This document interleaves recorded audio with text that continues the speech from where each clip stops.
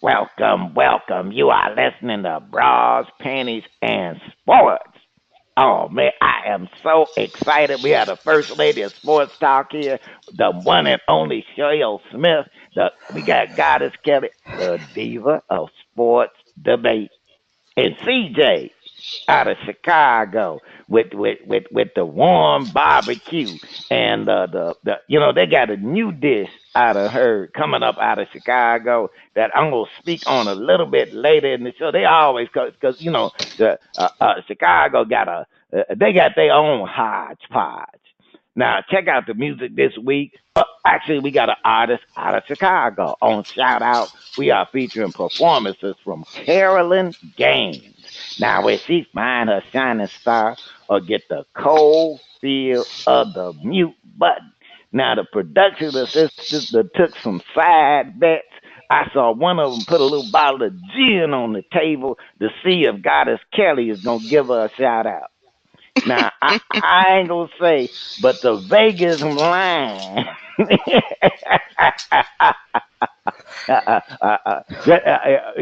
Google it, Google it. Now it's time for our funny lady.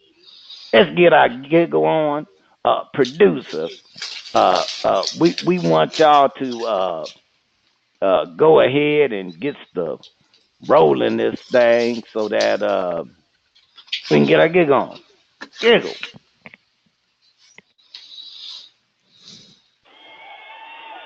And I learned early on, because as you fall in love, you learn certain shit.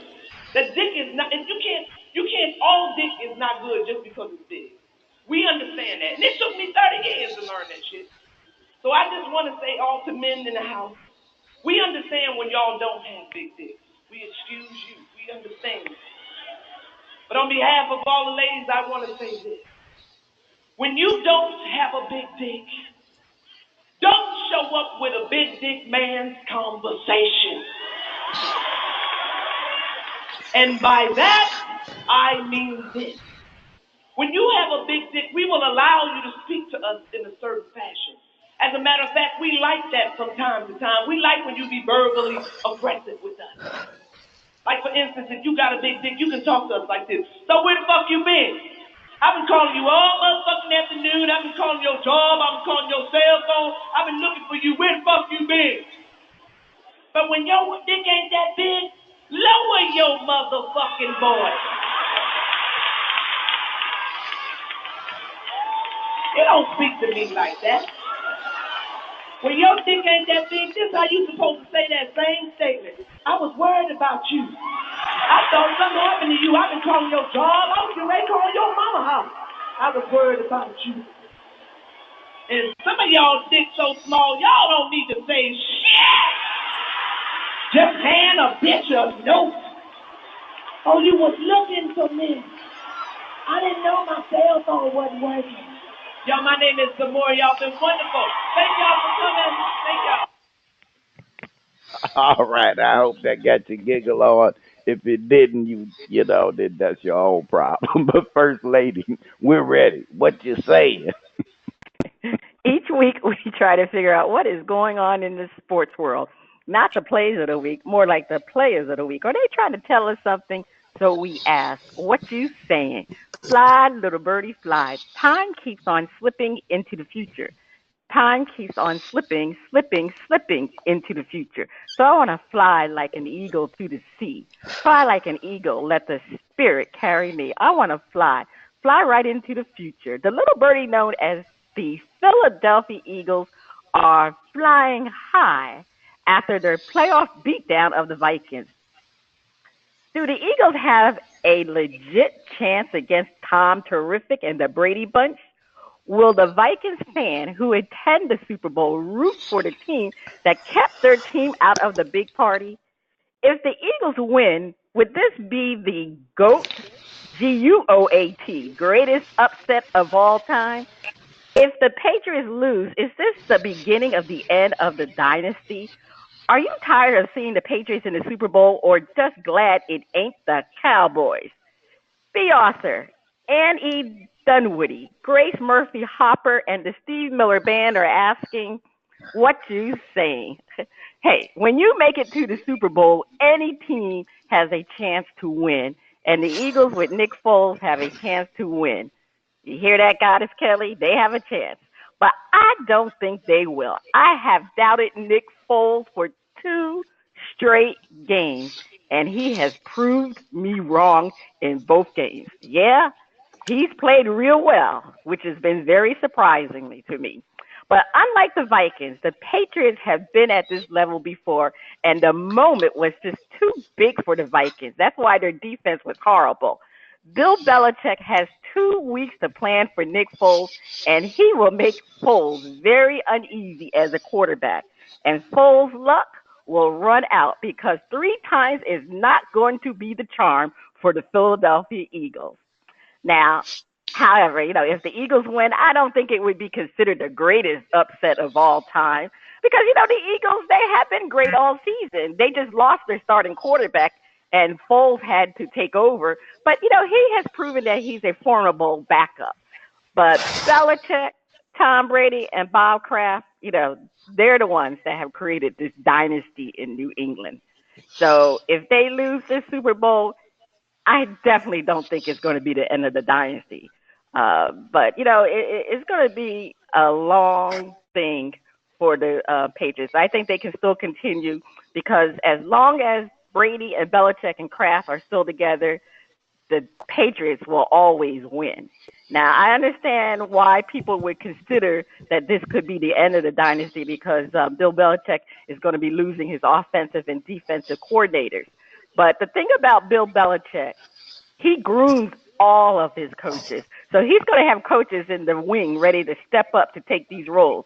So I don't think it's going to be a problem. As far as everybody getting tired of seeing the Patriots in the Super Bowl, give me a break. Everybody loves a dynasty, and everybody loves trying to see another team beat a dynasty. So it's great for the NFL to have a dynasty, and it happens to be the Patriots. Hey, if the Cowboys were the best, it wouldn't bother me either. But we know the Cowboys are not America's team.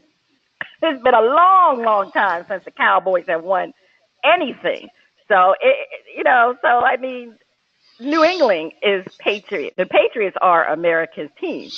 But everybody, for some reason, they like them darn Cowboys. Them Cowboys haven't done a darn thing. And one more thing, Viking fans, I know you're going to root for the Eagles because it's going to justify the reason why your team lost. You can say that they lost to a Super Bowl winner, but we all know that's not going to happen. Goddess Kelly, I know you are rooting for those Eagles to fly, Eagles fly, but I'm sorry. This is the end for Nick Foles. What you saying? I am hearing so much doubt come out of your mouth right now, First Lady. I cannot believe it. But you know what? You keep doubting. Vegas can keep doubting. All the other fan bases out there, they can keep doubting on us. We have got more than a legit chance against Tom Terrific, as you call him, and his Brady bunch. Look what we did to the Minnesota Vikings. The Minnesota Vikings supposedly had the greatest defense NFL, and we pretty much shut them out. Nick Foles was playing lights out football, over 30 points against the greatest defense, and Atlanta's defense, they aren't considered any slouch either. Now, the Patriots, their strength has never been in their defensive play.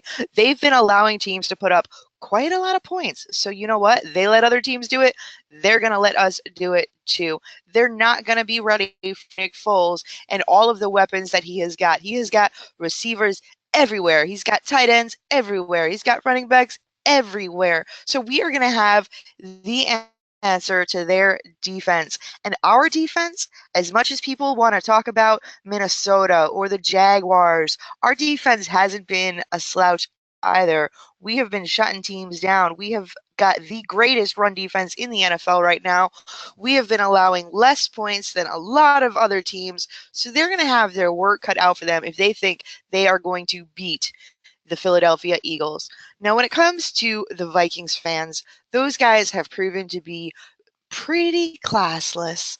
Now, I know a lot of people think that Eagles fans are the classless ones, but you know what? They're talking in Minnesota that they're so upset about how bad we beat them that they're going to have their Uber drivers take our fans hostage on the way to the Super Bowl. Chris Maragos, our special teams player who was put out on IR, he was in Minnesota trying to call and make dinner reservations for the rest of the teammates. And the restaurants in Minnesota are telling them that they've got no availability for the Philadelphia Eagles. So they're acting like a bunch of childish children where they should be happy that their city is hosting a Super Bowl, happy that they get to watch history in the making while the Philadelphia Eagles bring down the dynasty. They should be rooting for their conference. You know what? You lost. Get over it. Start rooting for another team. If it would be the greatest upset of all time, I don't know about that. Maybe the fact that everybody has been downing us from Vegas all the way to the First Lady, maybe it would be considered the greatest upset of all time. But you know what? I don't think so. We have been playing great. We were a number one seed coming into the playoffs. Yeah, I know we lost Carson Wentz, but that doesn't change the fact that we had the best record in football. We had home field advantage throughout the playoffs. We have destroyed every single team they have thrown at us in the playoffs. Greatest upset of all time? Absolutely not. The biggest upset here is the fact that nobody is believing in us. Now, if the Patriots do lose, I do think it is going to be the beginning of the end of the dynasty, just because I don't think that the immaculate trio of Bob Kraft and Bill Belichick and Tom Brady are going to be able to keep it together too much, especially considering the age factor of Tom Brady. He is on his decline. Once you hit 40, it's going to start all going downhill. Um, if it was not my Eagles in the playoffs in the Super Bowl, I would be thinking I was sick of seeing the Patriots going to the Super Bowl. But as it stands, it is a rematch of the last time we were there. It is our chance of revenge for what they did to us back in the 2004 season. So it is our chance at redemption, our chance to bring home our first Super Bowl. It is our turn to be the new dynasty in town. We are going to be the dynasty now. We have got a young team full of promise, and it starts next week when we bring down those Patriots. We are going to win. Fly, Eagles, fly. Well, God is Kelly. I tell you, we could tell you a homer. I mean, come on now. They're going to be a dynasty. The Eagles could be in a dynasty. I don't think so. Carson Even though Wentz was up for MVP. I like Carson Wentz, but no. We talking about Tom Brady. Carson Wentz is no Tom Brady, so I'm sorry. There's gonna be no dynasty. But I give them a chance after Brady retires. They can win another. They can win a Super Bowl after Brady retires. CJ, I mean, come on. I need I need your opinion regarding this because I need to balance this out because I mean it's too much of Balance it out, First Lady. balance it out You because I know I've been you're a doing Tom this Terrific fan. I've been an Eagles fan all along. That's how Scottish Kelly and I bonded with over the Eagles. That's my Yeah, but you're a Tom Terrific fan too, aren't you? A Brady's fan? I know you Tom Terrific fan. Well, Tom Terrific is Tom Terrific. He's a fan within himself. Okay. That's that part. So we're talking about my second favorite team is going to the Super Bowl, and I can't wait to see this. Tom Terrific against my favorite team. It's going to be fantastic. From the food all the way down to the last second of the game. It's going to be a good one. And you don't have any faith in the Eagles, but the Eagles could become a dynasty team, just like Tom Terrific. Remember when he first started, or maybe you don't, but I remember some people were thinking maybe he was going to be great, but he was going to peck her out. But he's still going strong at 40. So, yes, no, it won't be the greatest upset of all time, but it'll be a great win for Philadelphia, and they deserve it because they've tried not one time, not two times, not three times, but for almost 40 years they've tried, and they haven't done it. So this is their time, and I'm looking forward to it. Right, I hear you, CJ. Okay, I didn't know you were a closet Eagles fan. All right, this thing.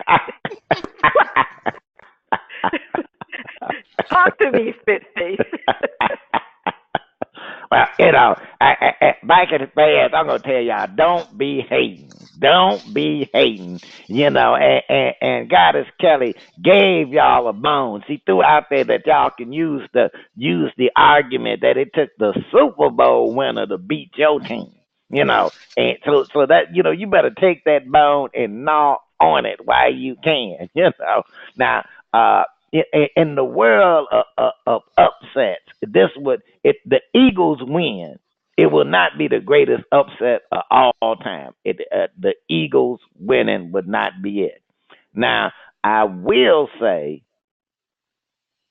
that the Eagles fly over and land a few sacks on Tom Brady, it's all over. And it's going to all come down to how well they protect Brady. And if anything, they done looked at the tape of the Jaguars and saw how they were getting to Brady, getting close to Brady, hitting Brady, and it was a tough game for the old man. Now, I ain't gonna put Tom Brady in the category of Terry Bradshaw, who they definitely need to retire off off of that television show. My man, they're about ready to wheelchair him in with an oxygen mask. I'm like, come on, it's time. Gotta go.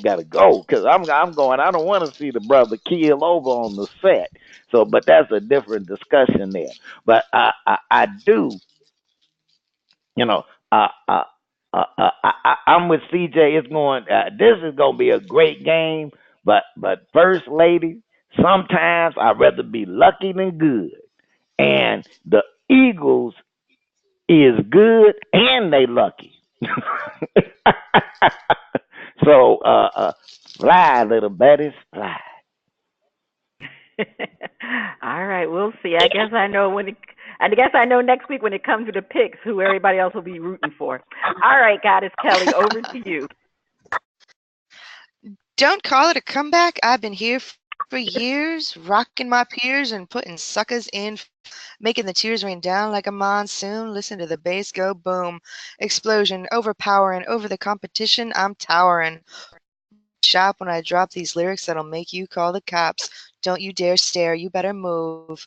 Don't ever compare me to the rest, that'll all get sliced and diced. Competition paying the price.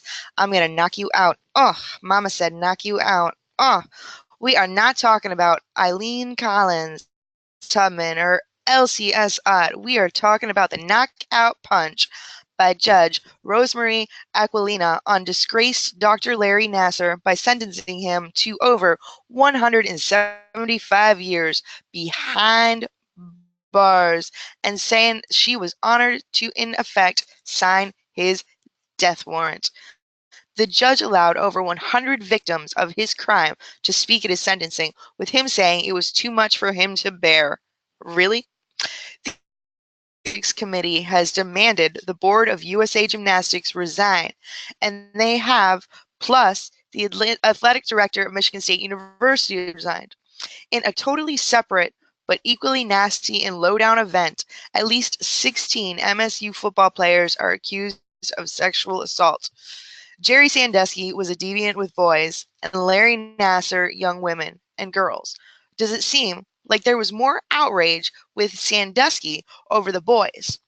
A former Beatle wrote a song titled "Woman is the Nigger of the World." All men have mothers. Does this say something about men and how they are raised in general? Sarah Emma Edmonds, Jean Flat Davy, and Lauren Edwards are asking, what you saying? And you know what? It does seem that the Jerry Sandusky scandal did have a lot more outrage out there than what has gone down with the USA Gymnastics team. But does that mean that it is a bigger outrage? I don't think so. I think the difference is social media. And I think that that is why it appeared to be such a bigger outrage.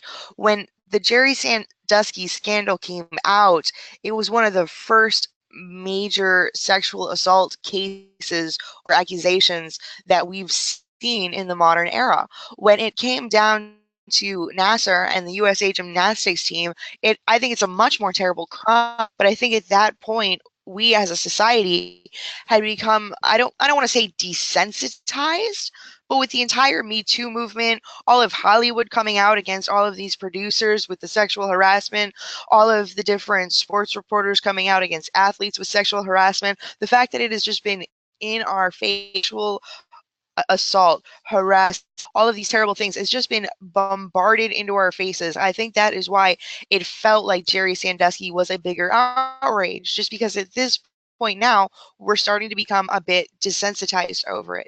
I think the fact that it was women and it was the USA gymnastics team, I think that it's probably one of the worst cases of it that I've heard.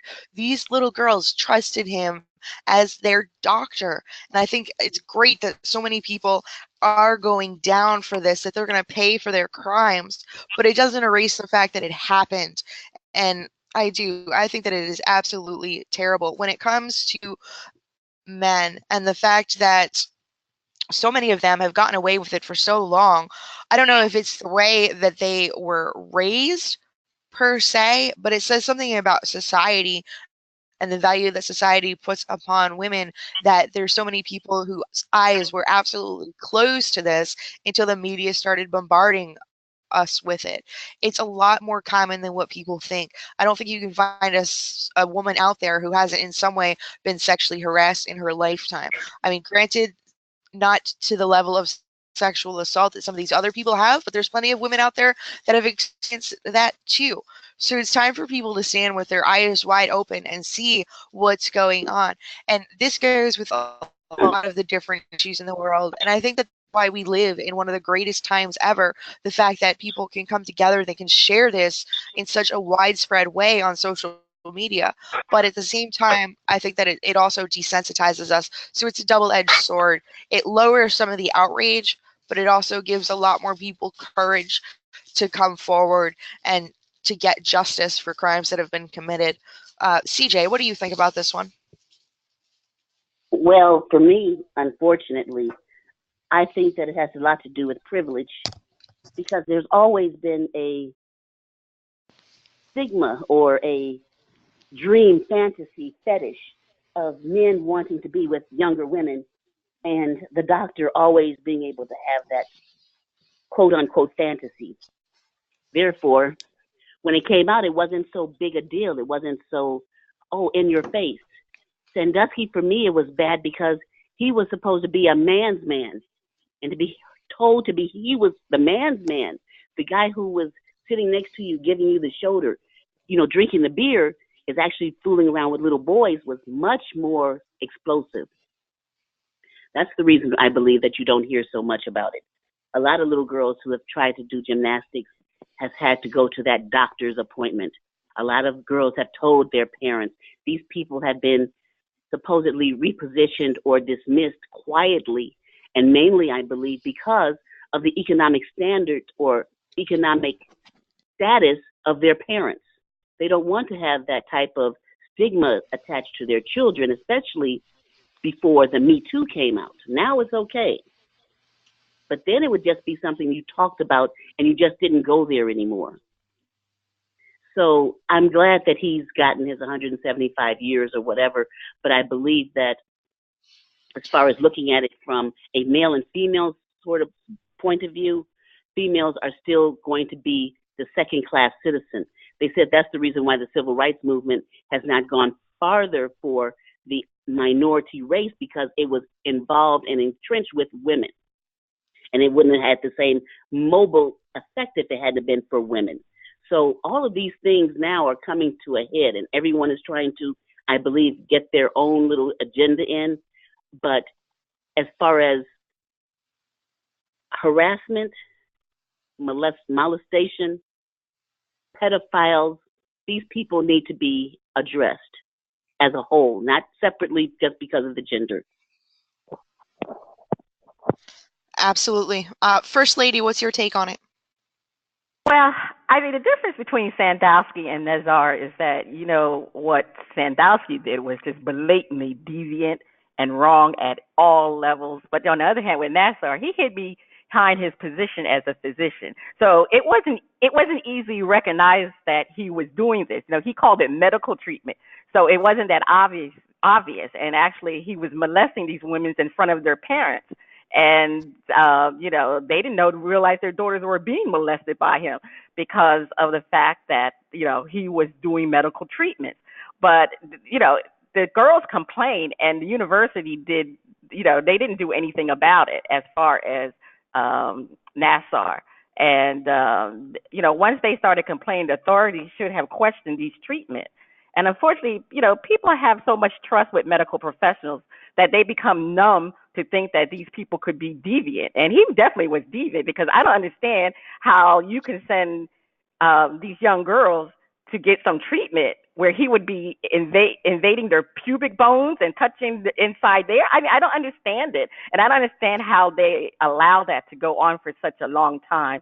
And Michigan State University, they have been so negligent in how they handle the Nassar situation. And now, outside the lines have reported the university has a culture of allowing women to be sexually abused. I mean, it's evident with the football and the basketball sexual incidents.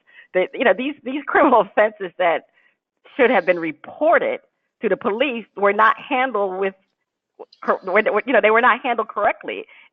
It was just left in the athletic department. I mean, can you believe in one case the punishment was to talk to one of the boys' mother? I mean, that just to me is so offensive by a university. I just don't understand how this situation was allowed to continue. And I mean, you remember Nassar was part of the University of Michigan State University. So they allow all this to continue. There was situations against him from the softball team, from the volleyball team, from all angles. So the university is definitely going to be held accountable. And obviously people have resigned because of this. I mean, unfortunately, when universities put morals ahead of money, they put morals ahead of money, because it's all about their image and their dollar that they receive. And they want to protect that.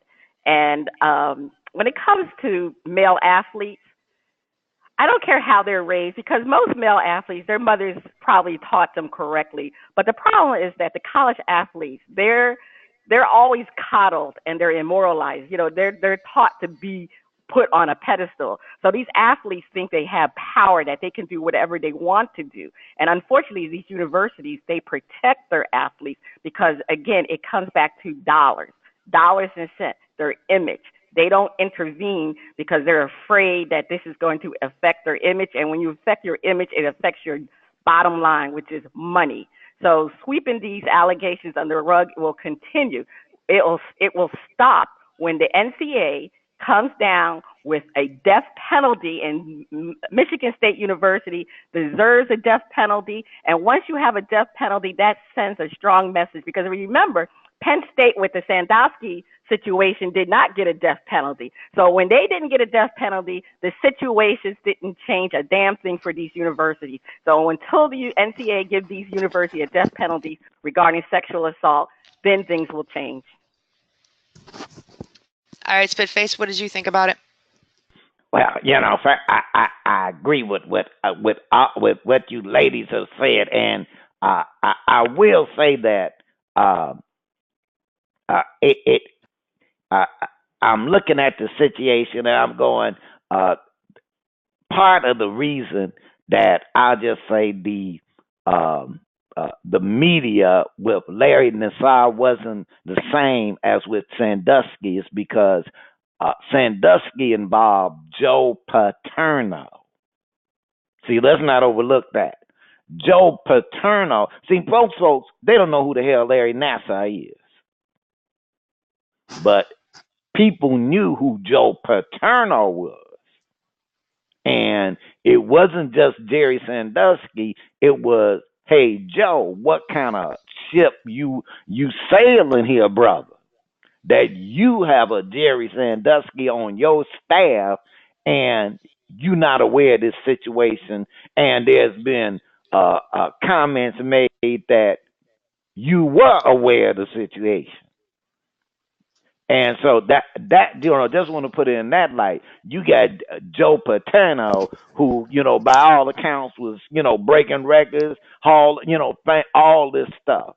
So that's what made that a little bit different.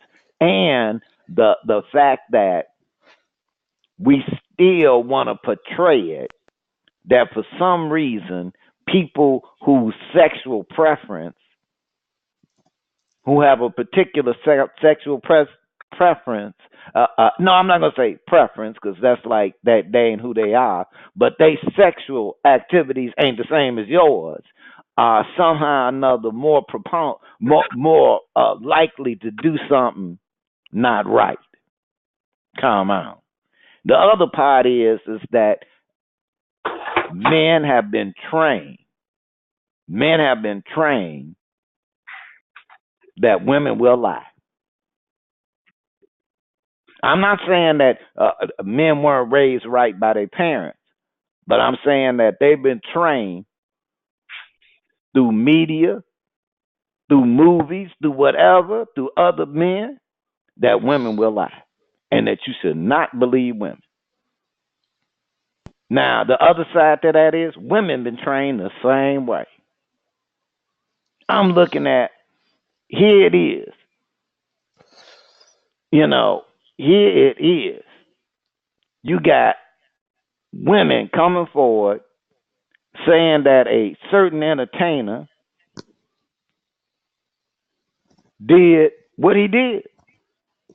And you got to have 100 women before you going to believe over one person? Come on. That says, and women saying, well, there are women who say that, you know what, I don't believe it. They don't believe the women. So there is a situation, and I'm just gonna just finally just say this because the segment that ran the length that it ran, but and I'm gonna put it like this: we say free Mr. Vine, and it's really not a joke. Mr. Vine, we want him out of prison, but Mr. Vine, part of the reason Mr. Vine is in prison is because he was an athlete, got coddled. When he did wrong, the coach covered it up because they wanted him to play. And he got a certain attitude. And because of that attitude, he's serving 40 years to life. That's a long time for a misguided attitude. And those football players, they representative of that. Like First Lady said, let me collar you. Let me clean up your mess. Let me do this because we need you.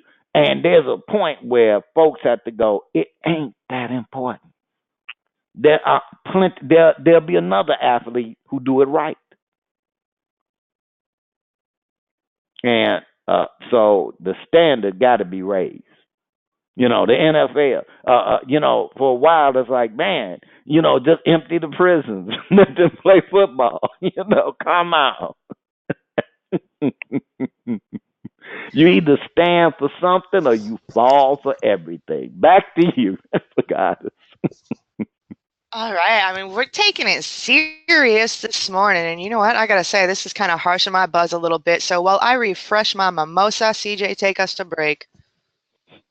The first two listeners to email us or send a shout out while the ladies are grouped together will receive a $25 gift card from our partners at NFLShop.com and Victoria's Secret. Here's your hint. Salute. Stay tuned. Coming up next, we have a performance from Carolyn Gaines on the first part of Shout Out. Ask that mimosa goddess, Kelli. And free Mr. Vine. Bring us back. The music flows and around the globe to get a shout out from the panel. First Lady, I can't wait to hear the music from Carolyn Gaines. On Shout Out, we feature new independent artists who are looking to find their shining star. If we like what we hear, we'll give the track a shout out. If we don't like it, we hit the mute. This morning, we are featuring music from Carolyn Gaines out of Chi-Town. So, DJ, let's hear Mr. Dill Pickle.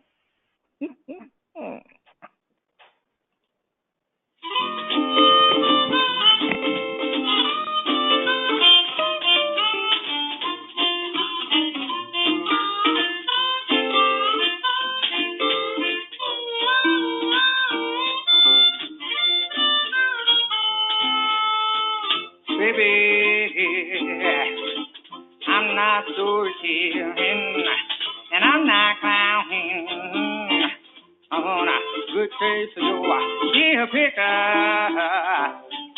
So better give me some.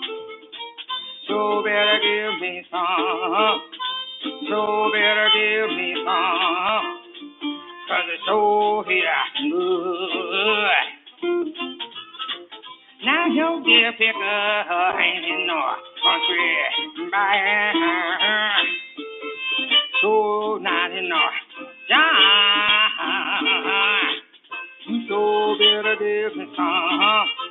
So better give me some. You so better give me some. 'Cause they're so here good. Please give me some little bit. You got to save me some, Mr. Dear Picker. You so better give me some. You so better give me some. You so better give me some. 'Cause it's so good. Hello.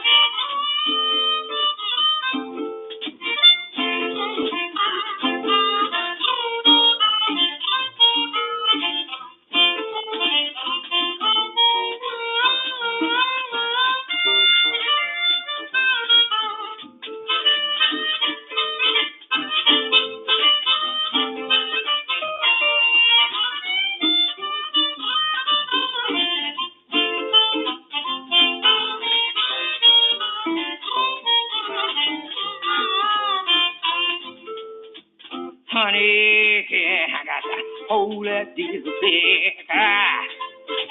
Morning, noon, night. 'Cause it's always good to me. You so better give me some. You so better give me some.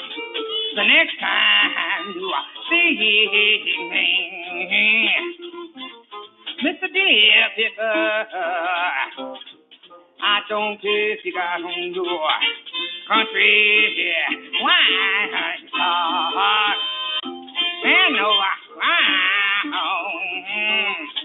so better give me some. You so better give me some. The next time you stare at me, Mr.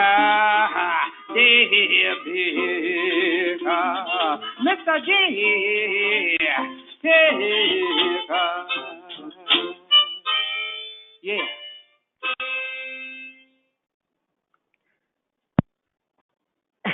Okay, Mr. Dill Pickle. All right, let me go to our panel. Goddess Kelly, what did you think of Mr. Dill Pickle and Carolyn Gaines? Because I am so scared to hear what your answer is. But anyway, what did you think about that song? I really liked it. I mean, Mr. Dill Pickle. I mean, first of all, that's an awesome name for a song. This is so not my music genre at all. But I'm listening to it. I'm starting to dance along a little bit, and I'm like picturing myself like out at some kind of like bluesy bar, like maybe like with some friends that I don't hang out with very often, and I'm getting exposed to new music. And I was getting into it. Like it's not anything I would ever choose to do in and of myself, but I thought for the genre it was, I thought it was great. So yeah, pass me over some of that Mr. Dill Pickle. I enjoyed it. I am giving that track a shout out. Well, my goodness, I am so surprised. I really am really shocked. Okay. Spit face, what did you think? You giving it a shout out, or are you going to hit the mute button with Mr. Dill Pickle? I was at the juke joint. I had my little drinky poo going, and I had my eye on someone.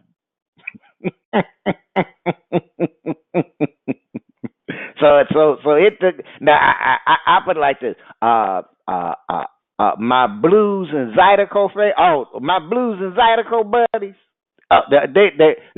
They partying right now. So I got to give it a shout out. You're gonna give it a shout.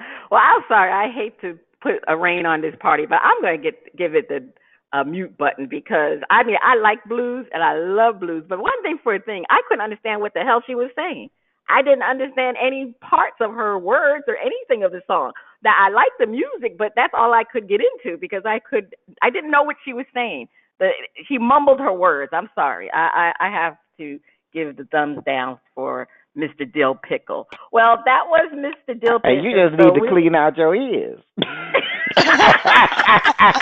Trying to throw that on the artists and stuff. You know, it's like I heard this rapper once, and it was like, man, you know, the way you speaking this stuff, he said you need to listen faster.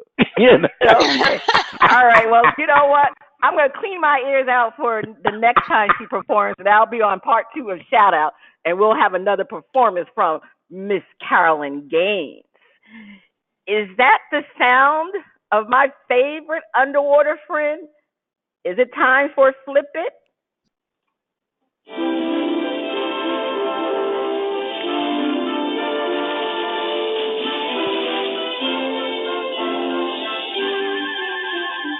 They call him Flipper, faster than lightning. No one you see is smarter than he. And we know Flipper lives in a world full of wonder, lying there under the sea.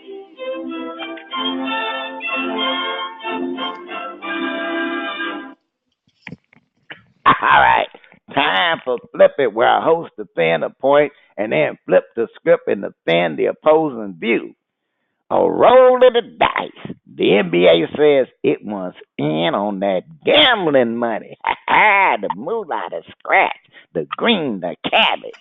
We asked the panel, gambling and the NBA, a match made in heaven or a PR disaster ready to happen?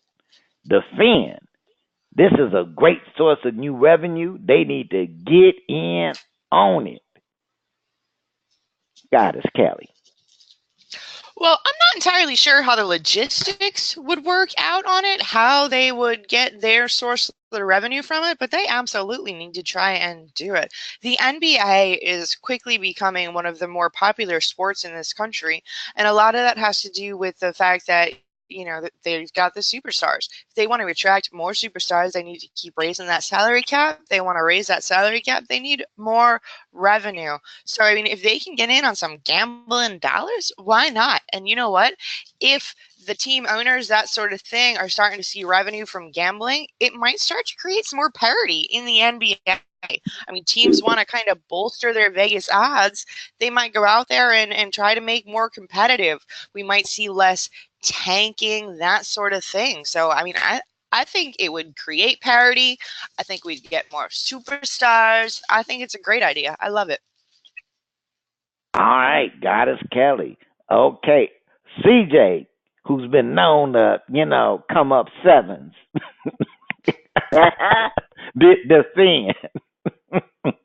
That's the reason why I think it's a fantastic idea. So that those people who will remain nameless, who may have perhaps took a chance or a wager of some type of pretense on an NBA game, can now do it legal, and they won't have to worry about going to the pokey about it, and perhaps make a few Bitcoins in the process. Hey, First Lady, defend. Oh boy. Well, you know what? I just have one thing to say. The NBA and Adam Silver, I mean, they're always on the forefront of making money for the NBA. The NBA claims that because of the risk and the risk of sports betting and how it imposes on the league, because now they have to worry about people, scandal. We have to worry about point shaving. They got to worry about things that go on when it comes to sports gambling. I mean, you remember the Tim Donaghy situation. The referee Tim Donaghy, who was betting on, he was taking bribes and possibly changing the outcomes of games. And you know what? We had the pleasure of interviewing Mr. Tim Donaghy on bras, panties, and sports. But the league has to invest so much money on enforcement and compliance. That's why they need to get some of the revenue back in order for them to pay for this. Why shouldn't the NBA benefit on gambling on their product? Of course, they should. This is why the NBA continues to be innovators of the sports world. All right. Plus, they want 2% of all the action. That's their statement. We were across the board. Anything with the NBA, 2%. All right. Now you know that this is flipped, and we can, y'all might run into the bras, panties, and teams and sports team at Vegas from them comments, but we gonna flip the script. Gambling and sports are like oil and water. Don't mix them. God is Kelli, defend. Well, as much as I like gambling, I think that giving the NBA a source of revenue from it, I think it's going to open up a lot of questions about things being fixed. There's already a lot of people out there that claim, oh, this sport is fixed, that sport is fixed, that sort of thing. And the fact that the sports right now are not receiving any of the gambling revenue, I think it gives it a little bit more integrity. You can look at those people and be like, you know what, you're crazy. But if it came down to it, if their revenue was tied to sports gambling, I don't know. It's a slippery slope. I think it opens up a lot of doors. People forget that sports is a business. We think of it as entertainment and we love sports, but at the bottom line, those team owners are businessmen. And if they can find a way to fix a game and get more money out of the gambling revenue, I think it's dangerous. Keep the gambling in Vegas, the sports on the court. Don't mix them together. It's not going to end well. What you do in Vegas, let it stay in Vegas. Absolutely. CJ, gambling and sports, oil and water. Don't mix them. Defend. Hey, don't mix. It's humans and money. And humans and money don't mix, especially when you're friends. So therefore, they should have learned from the baseball people when Pete Rose was taking a little gamble and trying to show them how it was done. Has no one ever seen that movie about the college kid that was gambling on sports teams? These things just don't come up as a slice of life. These things are being done. These NFL players are saying, why can't I get a piece of this action? Can you blame them? Only thing that's going to happen is that they're going to end up with their little broken kneecaps. And we know how that turns out. Spaghetti eaters are always going to be around. So I say, no. They're already in Vegas. Let the spaghetti eaters keep Vegas. Let us start having some minority teams of our own to be able to get some pay to our own, and let's keep going. But don't. All right, okay. Got First Lady, defend. The integrity of the game is on the line if the NBA becomes involved with receiving a portion of the gambling revenue. It's just on the line. Fans already have a perception, Goddess Kelli talked about that. Fans have a perception that the NBA and the referees control the outcome of games already. So if now that the NBA is going to be receiving profit from gambling, the fans' perception will be more intolerant to the legitimacy of the game. The NBA can become compromised by all parties because now people have an added stake, and gambling is a billion-dollar business. There will be problems with sports bribery. Gambling will make people do anything. I mean anything when they have gambling debts. Just ask Pete Rose. Hell to the no.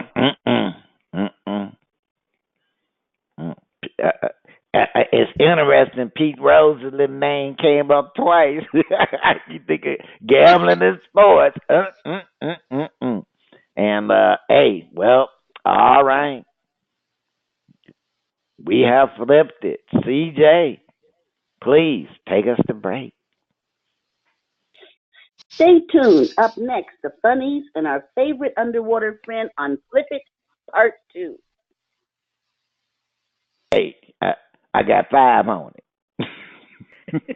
And I'm so glad you guys. Welcome back. You are still listening to Bras, Panties, and Sports. It's time for the funnies. So, CJ, over to you. I think we have something interesting for the panel and our listeners. Bronx Zoo tells visitors to name roaches for their Valentines. Yes, you heard it here. New York's Bronx Zoo is offering visitors the chance to show off their affection for their animal loving Valentines by naming a giant Madagascar hissing cockroach. Yes, the zoo, which has been offering roach related promotions for Valentine's Day for the past few years, announced this year's Name a Roach campaign, which allows zoo patrons to name a cockroach for $15. The $15 fee includes a digital certificate officially declaring one of the facilities, giant Madagascar hissing cockroaches, to have been named in honor of the purchaser's beloved. Roaches are forever, jokes of video the zoo created to promote the campaign. This year's promotion offers more expensive packages that included printed certificates, a roach pin, chocolate roaches, and roach printed socks. Note, no roaches were harmed in the production of this segment. CJ, I'm going. Somebody paying $15 to get a digital certificate. Roaches are forever. That lineage. Oh my God! When I was a shorty, they had a movie called The Hellstrom Chronicles, and in the Hellstrom Chronicles, what it showed was that the insects would inherit the earth. I'm going. They got humans paying $15 to name them. They done inherited it. I just want to say, if that's what my boyfriend gets me for Valentine's Day, he better be looking maybe to find a new girlfriend, because, yeah, that is so not something that I would ever want. Y'all already got to be on the roach level. You got to be on the roach level at the get go. You don't find out your cutie is secretly. Oh gosh. Gosh darn, if water is splashing on you, it must be time for your underwater friend. It's time for Flip It. Yes, it's time for Flip It again. The Cavaliers don't look like they will be going to the finals or far in the playoffs. Plus, Gilbert is rumored to be ready to sell the team. Should Cleveland work out a trade with LeBron before he rides off on his own? Panel defend. They should do everything they can to keep LeBron, especially if they are trying to sell the team. CJ, defend. They better keep that baby. What are they going to do without him? They need to do anything he wants. They need to say, what is it, baby? What is it that you need? What can we do for you? Because we haven't done it lately, because you're not feeling the love. This city needs you. Before there was LeBron, it was like, who was CLEVLEAND? Jim Carrey was gone. Only person you knew was LeBron. So therefore, he's got to stay, and they've got to find a way to keep him. Okay. Gotta find a way to keep him. Goddess Kelli, defend. I mean, you guys know, after the 15 years I lived in Cleveland, I am a Cavaliers fan, but LeBron James is the Cleveland Cavaliers. They were nothing before he was drafted. Then they had him. Then there was the whole decision thing, which, you know, we don't like to talk about it. It's still a sore subject with us. And then he came back. We won the championship. LeBron is what made Cleveland sports not a laughing stock anymore. If you look at the Browns, they are still the biggest joke in football. The Cavaliers were like that in basketball when they didn't have LeBron. So they do. To keep the team identity, they need to keep LeBron happy until he retires. They need to give him whatever it is that he wants to keep him there, because if they let him go, then I mean that's going to be it. And I'll still be a fan of the Cavaliers, but the rebuilding time would be ridiculous. And if they're trying to sell the team, who the hell is going to want to buy a Cleveland Cavaliers team that doesn't have LeBron James on it? And you know what, Dan Gilbert, as much as I love you for buying us that championship, because we all know it was your money that bought it for us, please don't sell the team, because you got us the championship. I know there's a lot of people don't like you very much. You've done some questionable things, but if you're going to sell that team, you got to keep LeBron. But I don't think you should sell the team anyway. You got the championship. You became a hero. Keep LeBron. Be a hero again. Okay, Goddess Kelli, you say Cleveland has the Browns. What else do they got to look forward to? Spitface, defend. It's like this. Look, if you let LeBron get away, it's gonna be like you in the desert again with no water, a dry situation.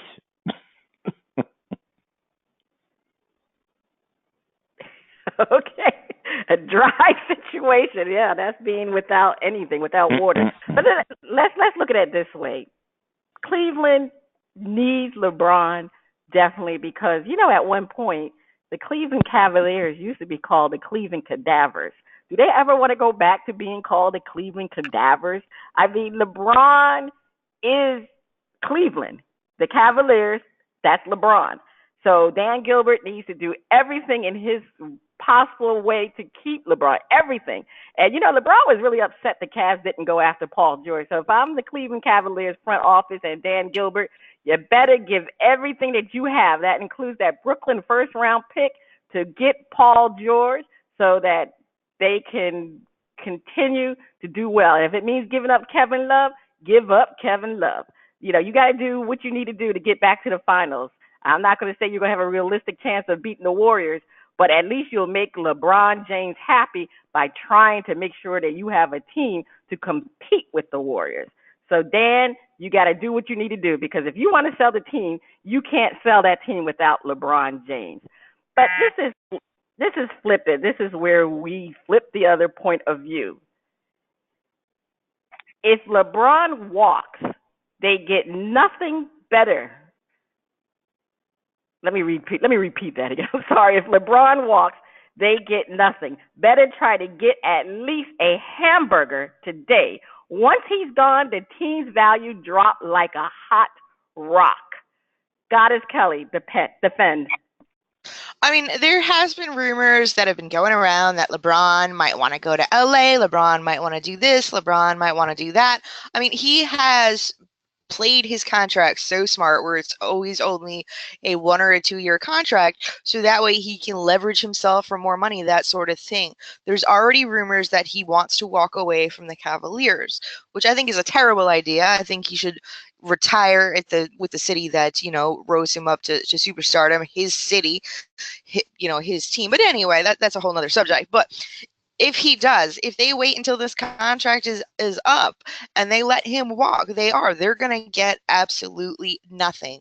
If they can leverage a LeBron trade and maybe pick up some younger guys, get away from these guys that have got one foot in the retirement home. I mean, Derrick Rose, Dwayne Wade, sure, they were great in their heyday, but they are not spring chickens. They are old.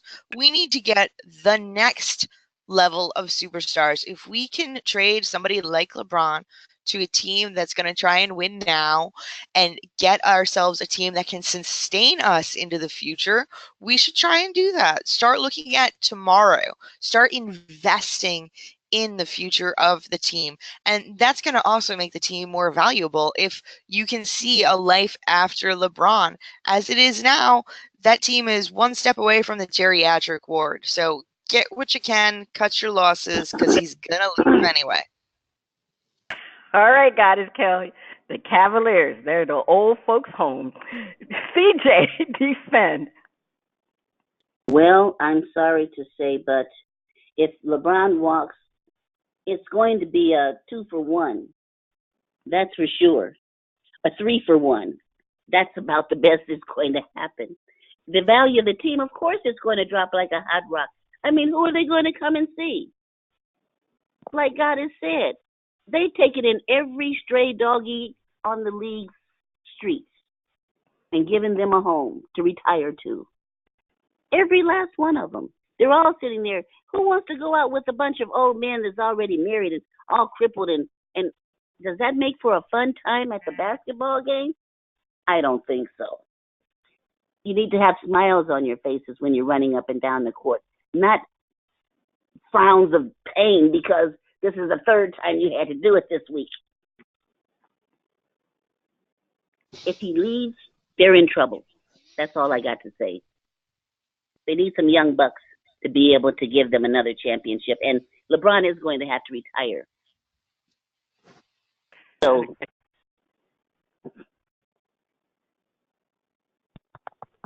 All right, these old stray puppies, huh, CJ? Dwayne Wade's old stray puppy. as far as I'm concerned, Spit face, defend. What is going?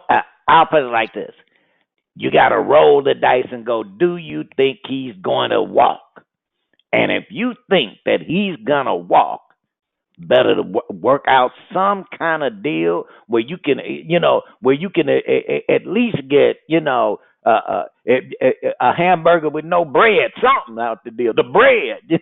But if he just walk, everything is shot. The value of the team don't drop.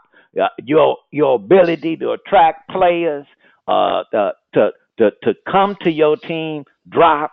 And right now, the best thing for you to do is look up and say, look, team, look, city, we got you into the championship rounds a couple of times. We won one for you. Now, we got to get lean, mean, and young again so that we can stay in competition and be able to maybe snatch that next man up. That because it ain't going to be another LeBron. You ain't going to get another Kobe. You ain't going to get another Michael Jordan. But there's gonna be somebody that when the LeBron era ends, is gonna be heading up the ladder. Now, you might be able to work out somewhere. Kevin Durant, he end up in a Cleveland uniform, but it ain't gonna happen with LeBron there. And LeBron, if you look and you go, he gonna walk. You got to make a deal. You got to make a deal. All right. Hey, you going to let him walk? You might as well get a piece of hamburger, something, like you said, Spitface. Well, I'm going to put it this way. Dan Gilbert cannot afford to be burned by LeBron twice. I mean, come on now. He was burned once. He can't be burned twice. So the Cavaliers, they need to stop allowing LeBron holding them hostage every year, like Goddess Kelly says. He likes to leverage his terms, and they just need to stop it, and they need to move on from him. We know LeBron has a no trade clause, so the Cavs just need to tell LeBron, hey, where do you want to go? You tell us where you want to go, and we will get you there. And that's what they need to do. They got to get something. They got to get something for LeBron's services, and I mean not a sign and trade deal like they did with Miami and got a bunch of meaningless draft picks. They need to get a player. Cleveland, I hear that Kawhi Leonard is unhappy in San Antonio. That's all I'm going to say. All right, over to you, Goddess Kelly, for some jambalaya. Well, I hope you guys are hungry because this jambalaya is a little heavy today, but it's still gonna be delicious. So here we go. There are three kinds of people: those who can count and those who can't. So, panel, how does this quote relate to evangelist only demanding good character from Democrats while supporting a pedophile and admitted sexual assaulter for public office? Would President Barack Obama be given a mulligan if he had been having an affair with a porn star while Michelle was pregnant? And I, I don't like to say anything bad about different people's religions, that sort of thing, but all of these evangelist Christians out there are absolutely driving me crazy with the fact that they are willing to overlook all of these terrible things just in the name of voting for their pro-life or pro-family values or supposed pro-family values candidates. Barack Obama was never given any kind of shot with anything. You know what?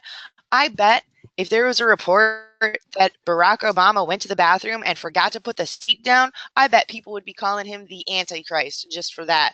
So They why did are call we him the forgiving? Antichrist. They did. I mean, but why are we allowing all of these Republicans to get away with all of these things when they're supposed to be the party of family values? I know that there's a lot of people out there because of their religious beliefs. They don't want to vote Democrat because they can't support a party that's pro choice or that's pro women or that's pro equality, that sort of thing. But there comes a point in time where you just got to look and you got to say, hypocrite, hypocrite, hypocrite, hypocrite. There is no way that if Barack Obama did half the things that Donald Trump has done or that some of the other Republican candidates have done, that the public would even consider still defending him. So, I mean, the entire thing is just, it usually gets me irate. But let's hear from you, First Lady, on this. Well, evangelists, well, I can't even say that word either. Yeah.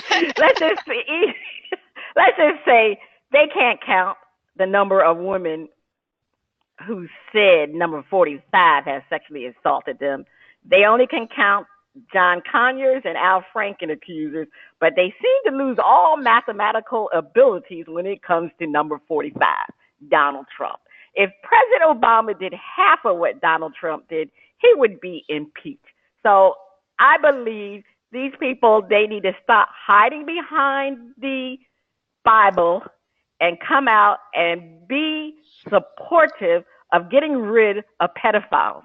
And that includes number 45 because he has done a lot of things. And we all know that's why Melania just has totally gone silent all of a sudden because she doesn't trust her own husband. And I just found out they sleep in separate bedrooms. That just tells you something right there. But anyway, I just think that these Bible people, they just need to do the right thing and support what is good because the Bible tells you you don't need a sexual predator. You need to make sure that you have a moral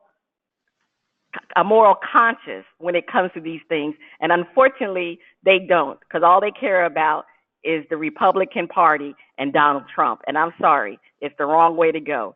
We need to impeach number 45. CJ, I know that this is probably something you feel very passionate about, so let me hear from you.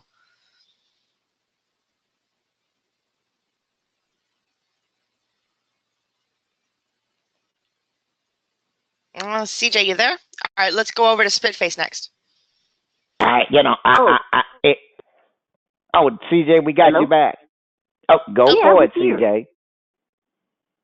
I was talking about that.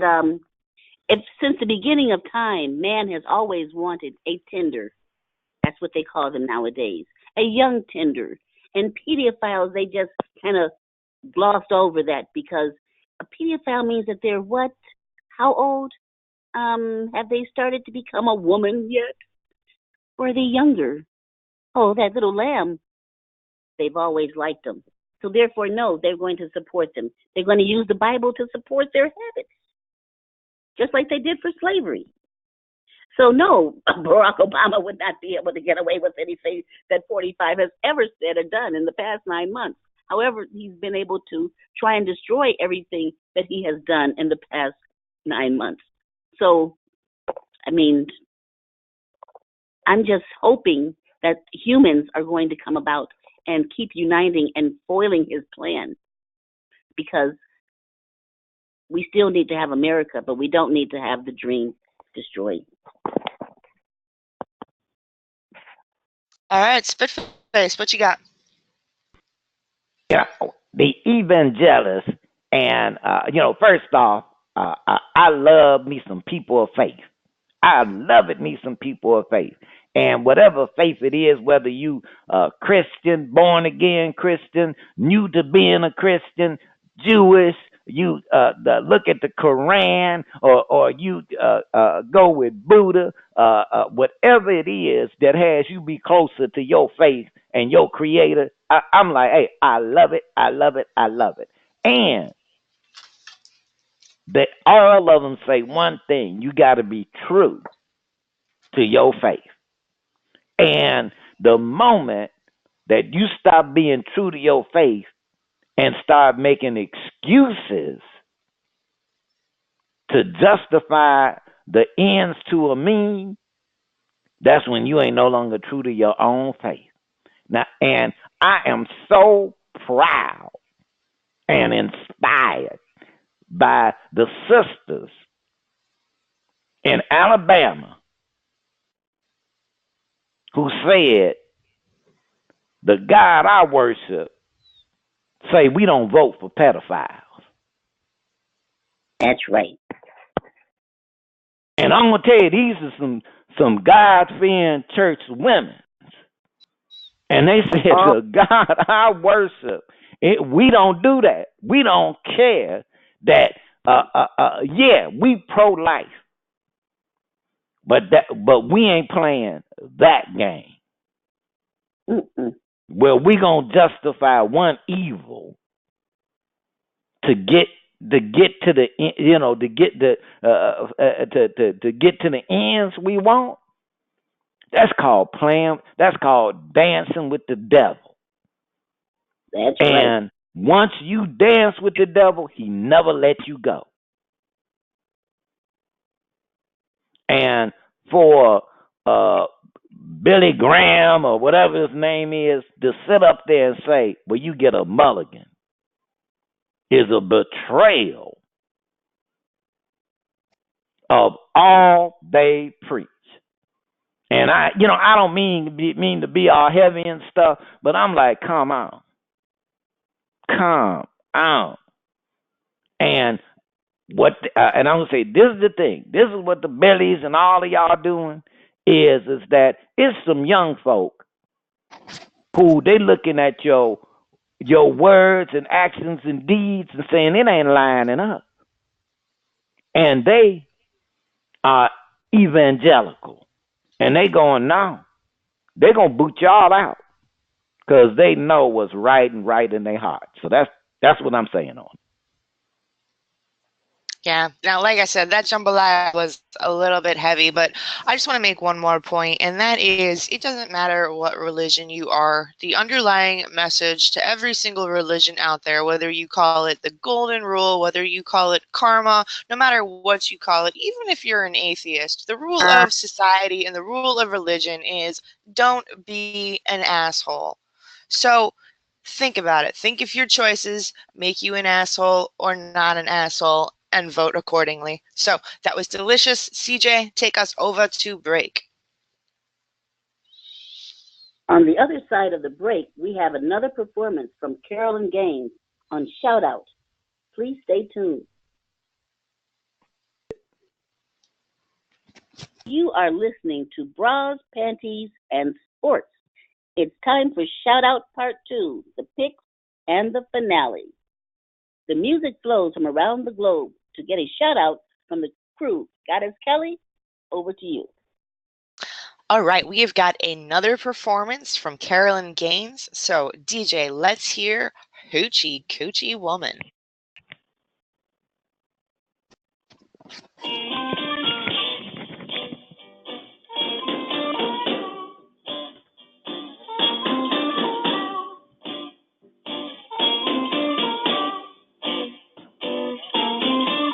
The gypsy woman from my mother, just a Oh, I was born.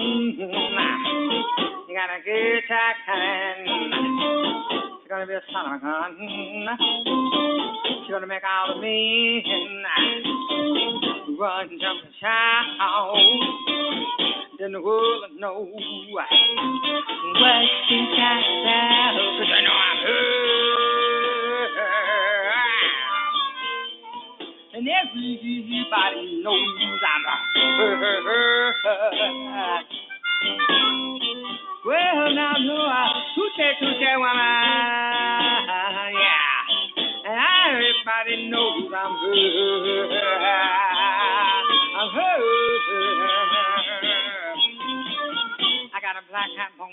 I got myself a munching chin. I got the John Cocker kangaroo.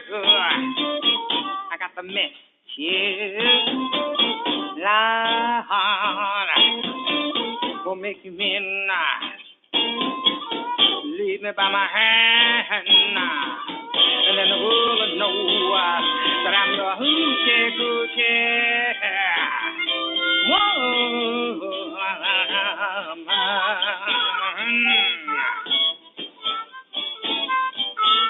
and everybody knows I'm your hoochie coochie.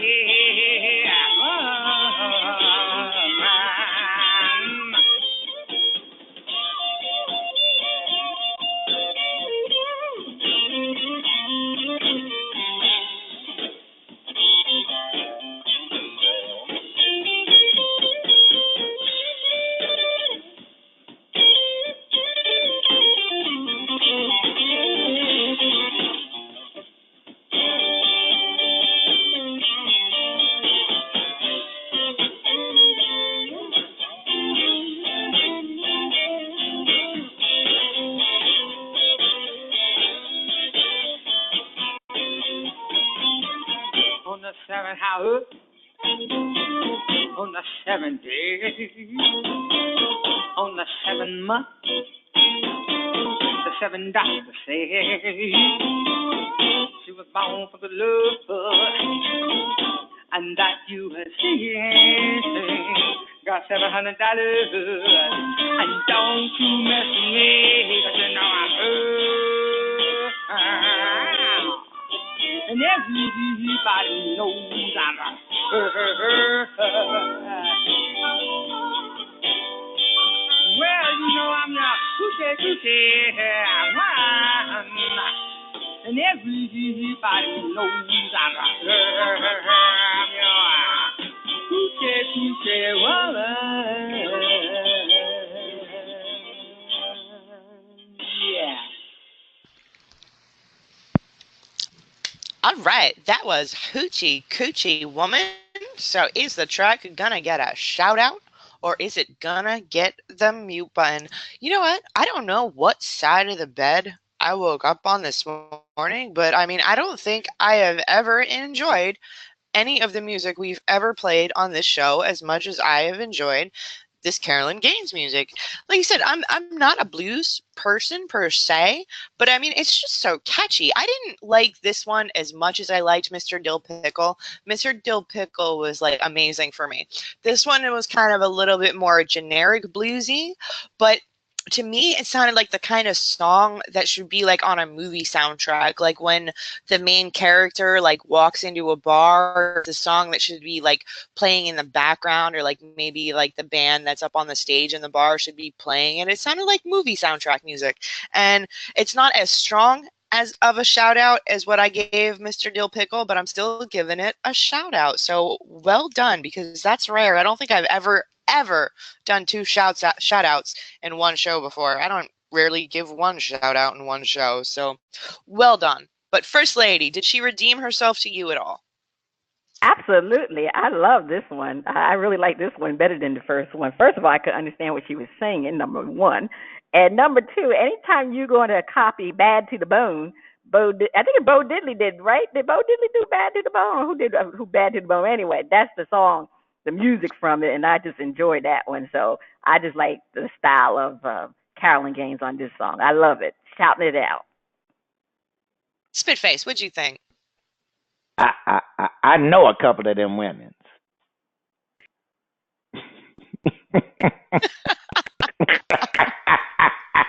Coochie coochie woman. I know a couple of them women. I'm giving it a shout out, Carolyn Gaines. I'm giving it a shout out, girl. You know your lane. You doing your thing, and you being true to your music. I gotta give you a shout out. When I'm in Chi-Town, I'm gonna hit you up, and now I ain't gonna take you to Mr. Dill Pickle, but I will hook you up with Mr. Beast over there in New Orleans. Got the best Italian beef in town. I'll hook the sister up. All right. So that is the end of shout out. And if you like what you heard from Carolyn Gaines, make sure you check her out. And I think I might go check it out. I might, start going through a blues phase. I might be converted. I really did enjoy it. But the website is CarolynBluesSingerGaines.com. And Carolyn is spelled Carolyn, blues singer, and Gaines is GAINES.com. And if you would like to be heard, or if you have any comments, you can send your emails and tracks to panties@oldgrumpyradio.com. So now it is time to go over to the first lady for the picks.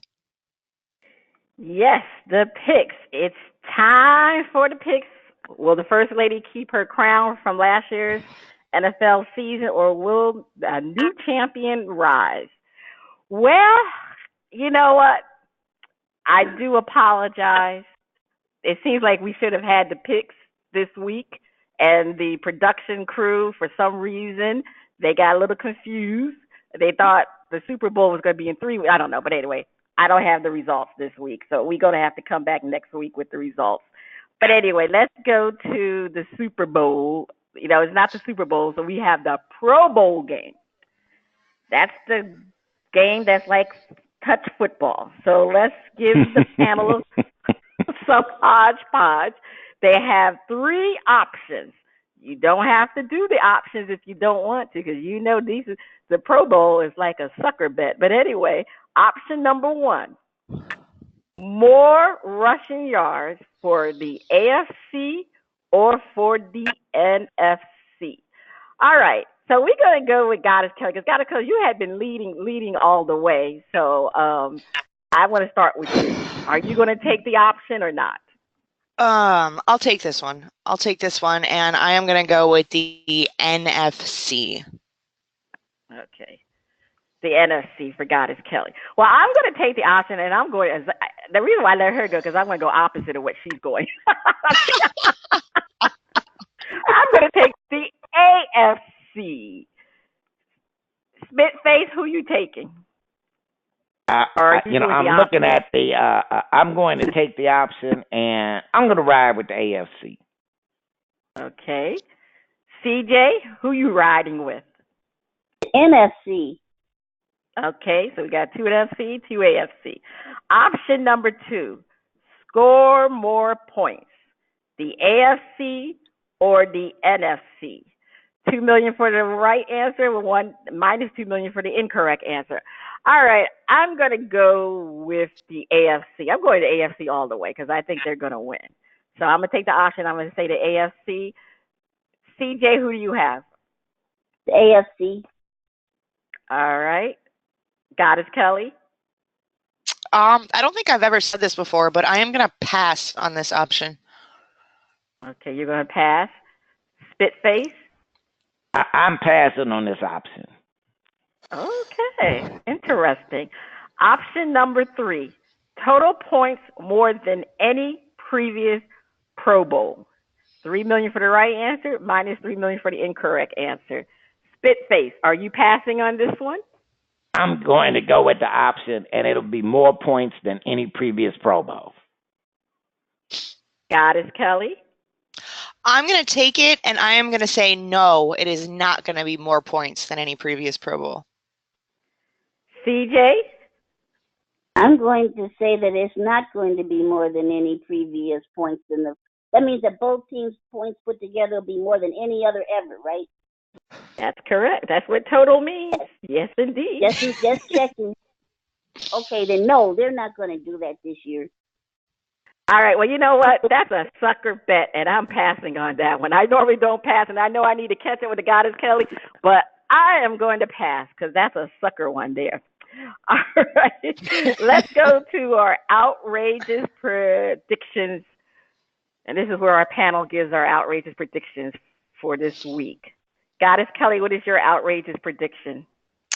My outrageous prediction is that there is going to be a snowstorm of epic proportions in Minnesota, and it is going to hurt their tourism for the Super Bowl. That may not be all that outrageous the way this weather has been. CJ, what is your outrageous prediction? Tiger Woods is going to find love this weekend. From what I'm hearing, he finds love every weekend. I put it like this. That's not outrageous. That's an easier easier prediction than him winning anything. Face,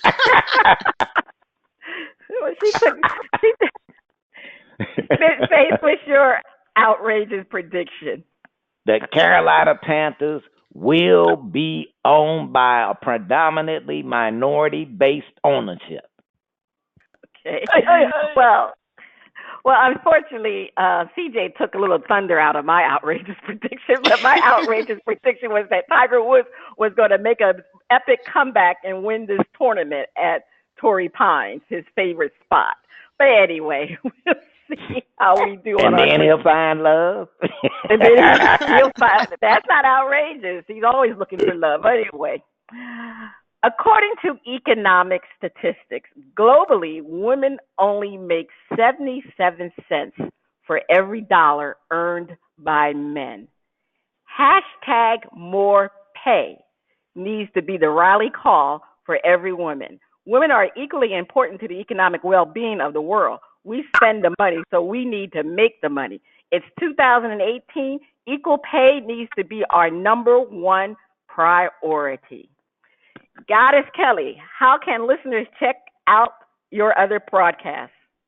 Well, I am live, unscripted, and uncensored every Friday night from 7 to 9 p.m. on the Red Zone with Kelli and Rashawn. You can find us live on blogtalkradio.com/momentum shift. You can find us on demand at any time on our sponsor website, goingfor2.com. That's going, F-O-R, the number 2.com/momentum shift. You can find us on Twitter at the Red Zone Live. You can find us on Facebook at the Red Zone Live, and you can follow me on social media. I'll spell my name. It's KELLIERUTTAR. Follow me. I'm fabulous, and we bring sexy back to sports. Okay. You can visit CJ on Facebook /Sabor, Instagram, and Twitter. You can check me out on Twitter at Cheryl Smith at First Lady of Sports. Please visit our new website, braspantysports.com, where you'll find links for each of us and original episodes and the Bearskin Lounge with Dizzy Mack. Please enjoy the performance at the end of the show. This has been Cheryl Smith, CJ, Goddess Kelly, and Spitface. You have been listening to Bras, Panties, and Sports. See you next